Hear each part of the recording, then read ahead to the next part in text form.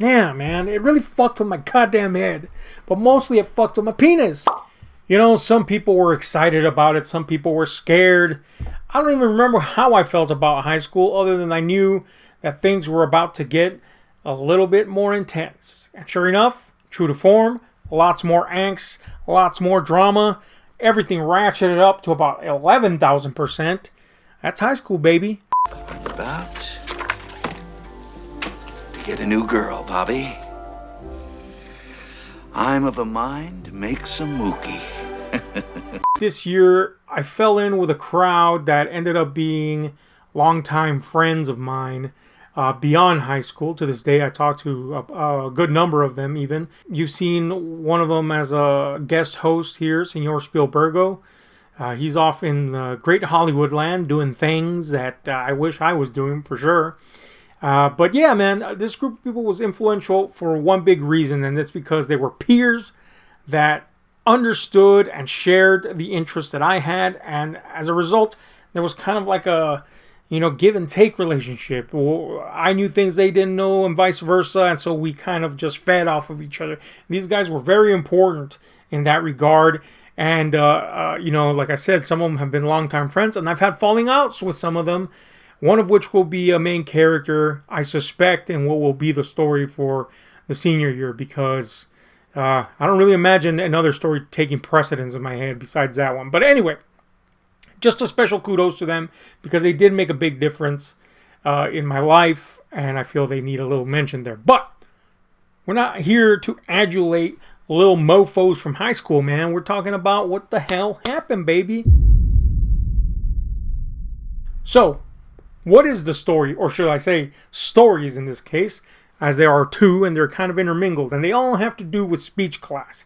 This year, speech class was the only class that I had that was not shared with this same group of people that I had been going to all of my classes with, This one was the odd man out, and because of that, it was alien territory to me, And what made it even more alien was that it was literally full of aliens. And I don't mean big-headed, almond-eyed shits. I'm talking people from the other side, man. It just sounds like they're ghosts. I'm talking from people from Mexico here. That's what I'm talking about. And English was not their first language, They were literally a class that needed to learn about speech. Unfortunately, this was not a class that, focused on teaching anybody English. It was literally a class to, polish up your orating skills. Well, as you can imagine, this was not the ideal environment for me. Unbeknown to everybody there, I spoke Spanish fluently.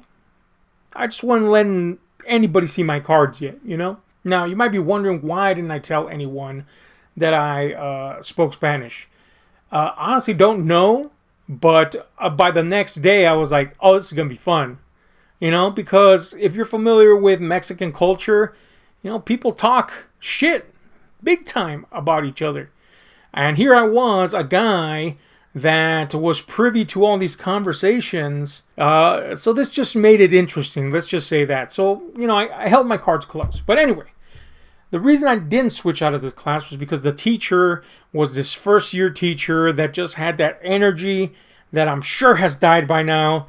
But back then, it was just like, I don't know, man. There was something there that I was like, I gotta hang out and see where this guy goes, And I turned out to kind of be his little rock to lean on, because these kids were brutal to him, man, They were just brutal. So one assignment that we were given was to create a commercial in which we promoted or tried to pimp out some, product.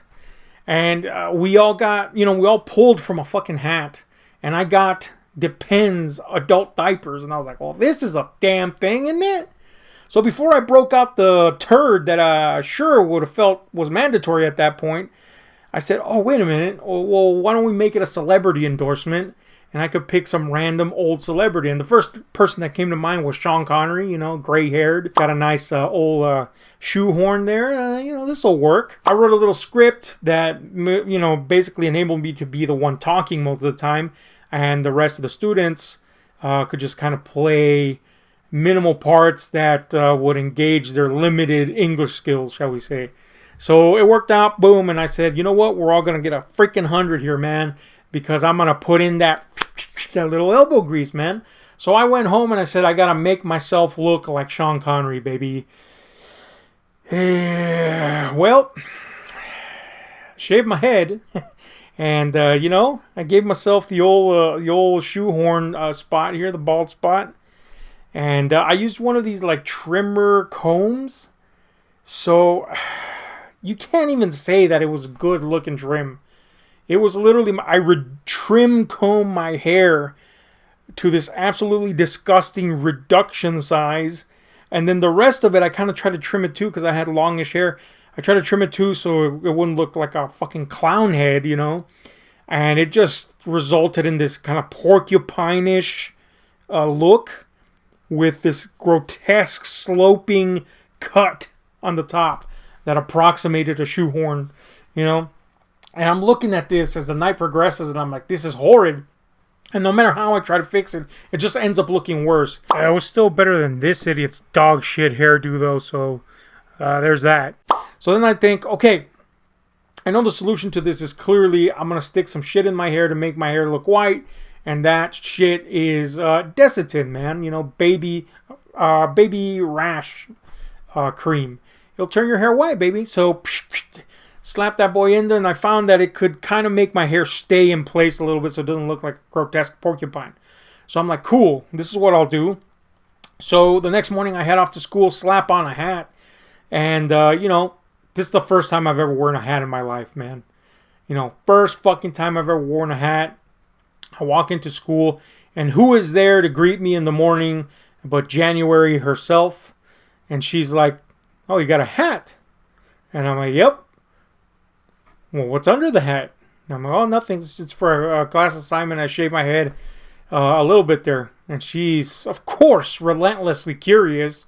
Long story short, she ends up taking the hat off and revealing this grotesque thing that I have done to my head. And the look on her face literally made my nuts shrivel, man. I was like, well, that's it for me there. Just shot myself in the nuts. Thankfully, I lived through that, and, the class, oh my God, the class was my 6th period, man, so I had to wait all day with this stinky-ass hat, and people asking relentless questions, and, it was just a nightmare getting there. So we get to the stinking class, everybody's ready, blah, blah, blah. I volunteer to go first, more so to get this shit out of the way. I'm tired of the whole day just getting remarks on the hat, and having to reveal the contents hidden within. And so I go up there and, everybody ready, blah, blah, blah, blah, blah. I take off the hat, and man, that place went silent, guy. And these kids, like I said, they were fucking brutal and relentless. Somehow, they felt pity for me at that point. It was that pathetic looking. And there was no laughter, guy. They just sat there and respectfully listened. I finished. And for the first time that whole half year, I got a round of applause, guy. So, shit, man. They were sympathetic, I guess. So we got a cool score for that. But, man, did I look a fucking fool. So here's the thing. That speech class you only had to take for half a year. And the next half, you could take another elective. But I liked the teacher so much that I said, you think I could take the other half? I mean, he was like, yeah, but you're just going to repeat the same assignments. I'm like, man, I don't care. This is a fun-ass class. And he's like, well, yeah, hell, man, let's do it. So I went back to the speech class the next half of the year. And this time, I not only got a horde of Mexican kids again, but I got a girl of Caucasian descent, and this girl was kind of like a friendly rival, She ended up graduating top of our class, and really cool girl, a Mormon girl, and so we had kind of a bond there in regards to being from, kind of like fringe religious groups that are not very common in the area, and so yeah, me and her would always end up teaming up because we were the only 2 English-speaking people in the class. And this is where hearing everything that everybody said, I wouldn't say paid off, but I mean, it did eventually pay off, but it kind of became less fun, I guess. I could take all the shit that they said about me quite easily because I just thought it was funny. But then hearing them say it about somebody else was kind of fucking ass, you know? And I was like, man, this girl doesn't even know. That I really think that was the difference for me, you know? Since I knew what they were saying, the previous kids anyway, were saying about me, I was like, whatever, you know? But this new horde of kids, they were not only saying things about me, but about somebody that didn't know what the fuck, you know? So I started telling her, or not telling her everything, but hinting that these kids were less than nice. You know what I'm saying? And to her credit, she was like, all right, well, you know, it is what it is, right? But I bided my time, and and the last, I think, 2 weeks or something like that, we had to do a last presentation. You know, and up to this point, both of us are doing presentations either together or separately, all in English, to an audience that doesn't know half the shit we're saying, except for the teacher, right? And we're doing good, and that's all great and shit, but the relentless commentary from the kids in Spanish was just really bubbling up inside me, man. So anyway, this final assignment, we're supposed to do this kind of like a fake newscast, you know, and report the news, as it were, right? And so we're like the two talking heads of this newscast, right? And so we do the little setup and stuff like that. We go up there, you know, at our little news announcer table or whatever the fuck. So the script started with this girl saying her lines, you know, going through the headlines of the news that day. And then she handed it over to me for the local news, right?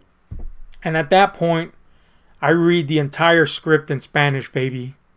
And the eyes bugged out. The gasps were audible. The whispers filled the room. And the delight on the teacher's face was like none other I have ever seen. You know, this guy had just spent a whole ass year being tortured by not one, but two groups of Spanish-speaking kids. And then he was seeing me just put that final fucking punch in the butthole of society, man. Because these kids were fucking cruel. And, you know, just seeing... Oh, man, their faces die. Like, holy shit, this guy knew everything all this time. And was so fantastic. It was tasty, baby. Let me tell you. For a second there, you could hear pins drop. And then... the teacher, a little solo applause there, and then he's like, all right, who's next? And man, it was just fucking awkward for everybody from that point forward, and we still had 2 weeks to go, so that was pretty sweet. But yeah, man, that was pretty fun, man. It was just so worth it to hold on to that moment, man. Just to hold on to that moment until the fucking ass end and just stick it up there, man. Just ram it up that baby. So you're probably going to notice that in the next section, my voice is pretty hoarse, reaching Danzig later stage of his career levels of lame. I shot all these videos back to back, so that's the reason for the season. So 10th grade, there's going to be kind of a weird angle to this because part of it has nothing to do with school, but it obviously has everything to do with me, and the other part is linked to school, but it'll kind of come together as we go to the other grades. But two big things happened this year. Let's go with a school-related one first, and that's that this previously mentioned back and forth with this January character became something a little bit nebulous, shall we say. Yeah. You know, she was always a very flirtatious person, very suggestive, always leading you on and all that stuff. And, you know, because of that, I always had this thing in my head where I was like, I just got to wait for the right moment, right? It's going to happen, guy. And the suggestions were always there. And I guess it kind of did. I mean, it did, but it, you know, socially speaking, did it? You know, and what I mean by that is that this girl had a thing Definitely. I don't know if it was, I'm not going to say it was for me. She knew I had a thing for her, and maybe that's what she liked. She knew that I was, in that stage where I was like, I mean, I'm going to do anything, for you. So she decided, I guess, to press on that and indulge on that. And it was one of those things where it was like, scratch my back, I'll scratch yours. It wasn't a relationship per se, but it was one of those things where at the right moments, things would happen. Kiss.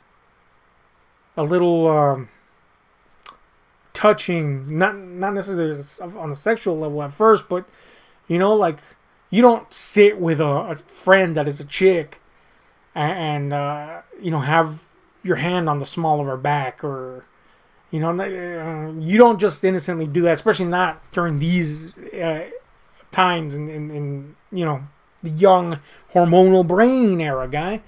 So little things like that started to happen. But then all of a sudden she'd be distant, and yeah, man, it really fucked with my goddamn head. But mostly it fucked with my penis, because I was like, man, she's fucking gorgeous.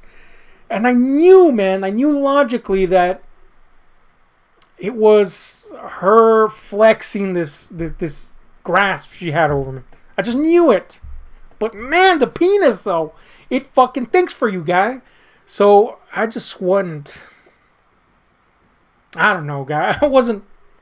I didn't give a shit. Let me just say it that way. I didn't give a shit that she was doing that. And like I said earlier about her, it was not malicious, man. There's girls that do it maliciously. It was an amusement to her for sure. But she was never cruel to me. She was never fucked up. Yes, this action's fucked up, but whatever. That's how people act when they're kind of developing who they are. But never cruel, never mean, never nothing like that. Never mean-spirited. But, man, it had to be her just reveling in the fact that she could do this, And it wasn't expressed. Look, she was a rich girl from a neighboring town that went to a poor-ass school. So she was always the it girl in a lot of ways. She was smart. She was beautiful. A white girl in the Latin community, like I said, all that stuff. So she stood out head and shoulders above the rest, right? And I'm some schlub that, granted, have made some leeway for myself in this whole scene. And yes, I'm confident in all that stuff. But at the same time, I know she's out of my league. You know what I'm saying? And the teasing quality of her, the flirtatiousness and all that stuff would always be the stopper for me. Whenever I think, man, okay, well, she's giving me all this shit. Sometimes gifts, sometimes the opportunity to, sneak a touch. And that became increasingly, it went from suggestive to, other stuff, shall we say. As time went on, she's giving me this, and at the same time, I can't just be like, are we a thing? She knew, man. And then here's the thing. I guess it's a proto cucking.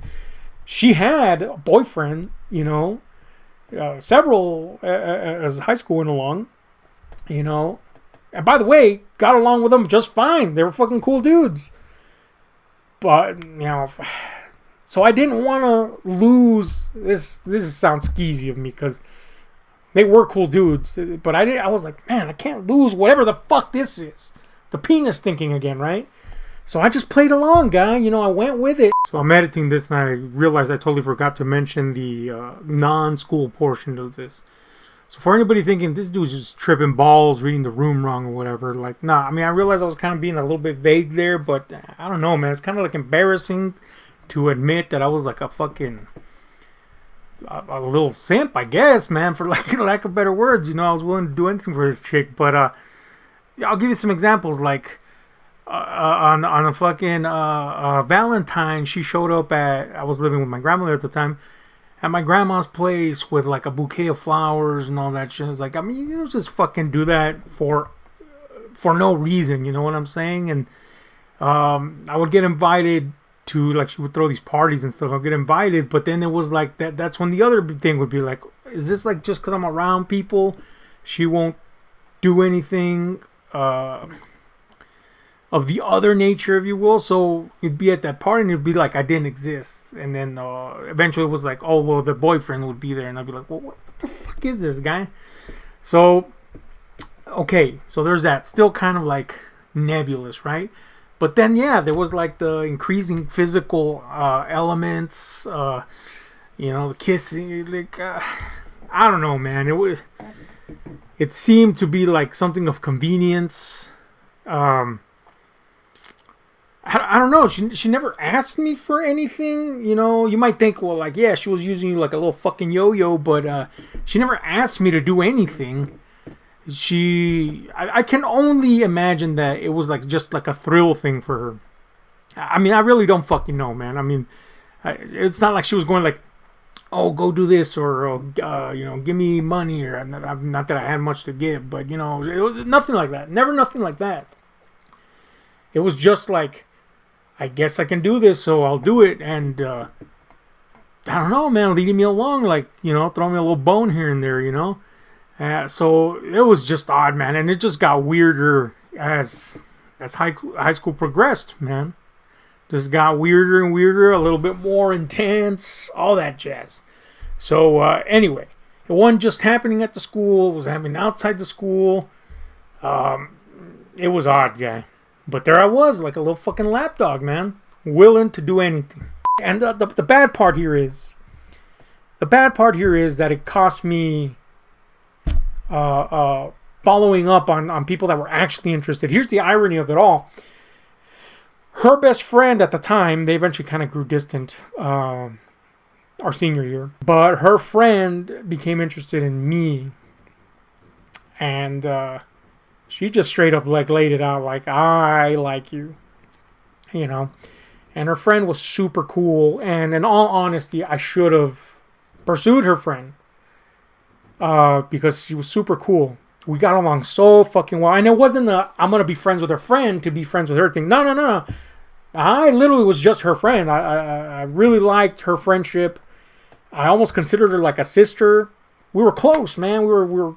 I chummed around with her like I chum around with Guntik. I should have followed up on her friend, is what I'm getting at. But it was always in the back of my head, man, this January thing, though, it's going to be an angle that works, guy. She's giving me these little things. She's dishing out these little things for a fucking reason. If I just bide my time, well, we'll get to that. Let's just say that the senior year is going to kind of conclude that story. Apparently I forgot to record an outro, so this here video clip is going to have to do. And yeah, next video, junior year, baby. Let's go.